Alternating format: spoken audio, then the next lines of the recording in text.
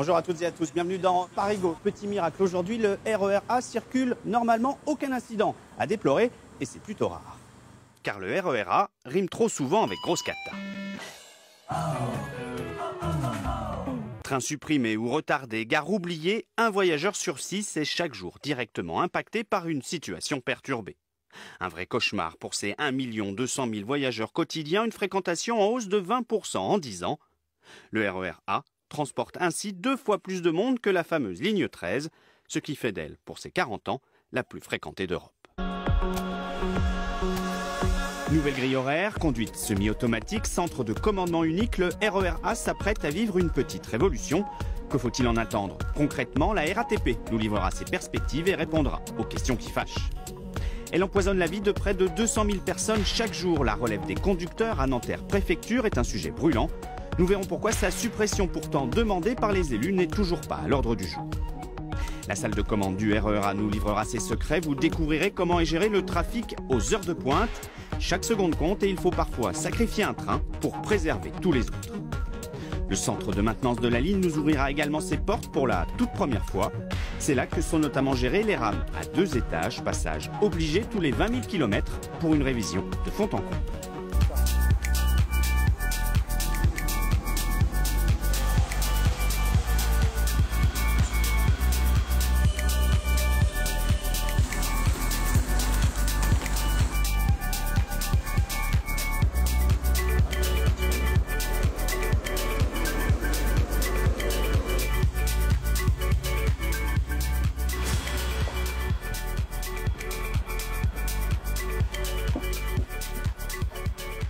Bonjour Cyril Condé, vous êtes le directeur des RER à la RATP. Bon, on a de la chance aujourd'hui, le RER A circule, ce train est à l'heure, c'est pas le cas tous les jours quand même sur cette ligne qui est quand même malade, il faut le dire. Nous avons effectivement comme priorité à la RATP d'améliorer la ponctualité du RER.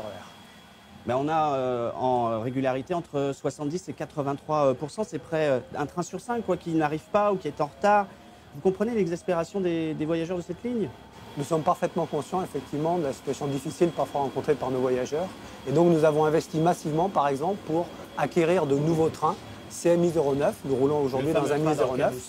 Exactement. Et depuis début mars, nous n'avons plus que des trains à 2 étages sur la ligne A. C'est une évolution extrêmement importante. Ces trains sont plus capacitaires et plus confortables pour nos voyageurs. Alors effectivement, c'est plus de confort. On n'a pas le même problème que celui de la saturation de la ligne 13, par exemple, où les gens sont compressés. Mais le problème, c'est les suppressions qui sont chroniques. Aux heures de pointe, on a parfois un train sur 10 qui est carrément supprimé. C'est exact et c'est pour ça que nous travaillons aujourd'hui avec la SNCF et le STIF pour élaborer une nouvelle grille horaire. Une grille horaire dont l'objectif est d'améliorer le service aux voyageurs. Bon, on en parlera justement dans un instant, mais tout d'abord, on va aller en coulisses pour voir concrètement comment est géré le trafic et les incidents aux heures de pointe. Il faut dire qu'il y a jusqu'à un train toutes les 2 minutes sur le tronçon central, c'est considérable. C'est Amélie Lebage et Mustapha Tafnil qui sont allés dans les coulisses du RER A. Ça va? Ça marche bien. Tout marche bien, Manasseh?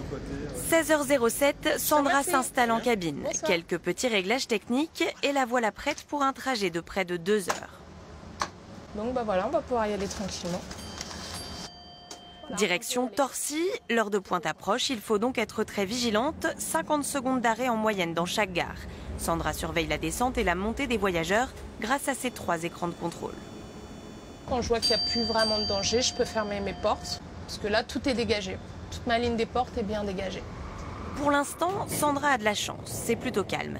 Mais sur la ligne la plus fréquentée d'Europe, le moindre petit incident peut rapidement avoir des conséquences pour les voyageurs. Appel général de l'informateur pour vous aviser que la mission QQ 50 stationne quai 1 Torcy pour un frein de secours. C'est l'appel général 17h15. Plusieurs arrêts successifs, des trains qui prennent du retard, pas de doute, on est en heure de pointe. 17h26. Ouais, mais c'est ça, c'est l'heure, ça commence. Je vous ai dit, à partir de 17h15, c'est à peu près l'heure où ça commence. Et quand elle a un problème, Sandra décroche son téléphone. Le chef de régulation pour le train au trottoir à Torcy, tu me reçois? Ouais, écoute, on va changer. Du coup, tu vas partir en Rita 52 pour un... Au bout du fil, Cyril, un des chefs de régulation du PCC, le poste de commande et de contrôle centralisé. Dans une ambiance de salle des marchés, ils sont ici une quinzaine à réguler la transhumance quotidienne des voyageurs. En 1 ou 2 minutes, il faut qu'on prenne la décision de supprimer tel ou tel train ou de de dire à tel train d'évacuer. C'est ça qui est compliqué, mais c'est ça qui est intéressant aussi dans ce métier. La difficulté, je pense, pour travailler au PCC, c'est la gestion du stress. C'est que dès qu'on a un incident, le fond sonore augmente et tout le monde parle, ça va dans tous les sens. Donc il faut essayer de se restreindre, d'avoir une bonne communication dans le bon sens entre les différents opérateurs, le chef de régulation et l'information voyageur derrière. Le prochain qui est interci ne prend pas de voyageurs, ça descend du faisceau et ça remonte. Attends, 2 secondes, oui, celui-là il prend pas de voyageurs. Informer les voyageurs, le nerf de la guerre. Pendant les heures de pointe, ils peuvent être jusqu'à 2500 passagers par train. On se retrouve en gare de Nanterre préfecture où a lieu la fameuse relève des conducteurs entre la RATP et la SNCF. Bon, typiquement, on ne comprend pas pourquoi en 2017, on en est toujours là, avec une ligne séparée entre 2 opérateurs et une obligation de changer de conducteur, ce qui fait perdre un temps fou aux voyageurs. Nous avons effectivement des règles de conduite différentes entre le domaine ferré national et le domaine RATP. Et nos conducteurs sont formés pour conduire sur un seul des 2 domaines, d'où cette relève conducteur. Mais le point important, c'est que cette relève a lieu au droit d'une convergence ferroviaire. Lorsque des trains qui viennent d'origines différentes convergent vers Paris sur une seule et même voie. C'est cette convergence qui, en fait, explique la majorité des temps d'attente à Nanterre préfecture. Mais cette relève des conducteurs, on a réussi à la supprimer sur le RER-B il y a quelques années et ça fonctionne. On ne comprend pas pourquoi ici, on n'y arrive pas. Pourquoi, quand le président de la République, en 2011, Nicolas Sarkozy, à l'époque, dit « il y en a marre de cette relève de conducteurs », eh bien, 6 ans après, on l'a toujours. En fait, la situation est légèrement différente entre la A et la B. La relève conducteur est moins contraignante sur la ligne A parce que justement, elle est bien positionnée entre 2 conducteurs.